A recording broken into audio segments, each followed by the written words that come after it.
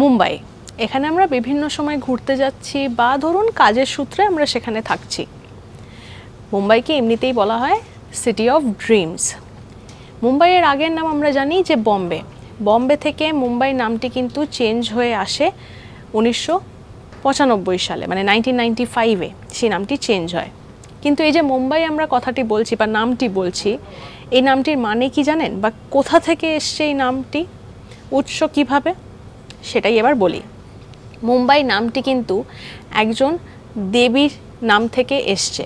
সেখানকার লোকেরা, সেখানকার বাসিন্দারা তারা এই দেবীকে পুজো করেন।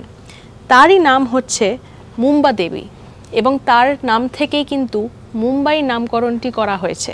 আর তারপরে এই শহরের নাম যখন চেঞ্জ হলো, বম্বে থেকে চেঞ্জ হয়ে যখন মুম্বাই হলো, এই নামটি রাখা হলো। এবং চেঞ্জ হয়েছিল কোন সালে না 1995-এ, মানে 1995 সালে। ইন্টারেস্টিং না? আপনারা কি মুম্বাইতে রয়েছেন এখন?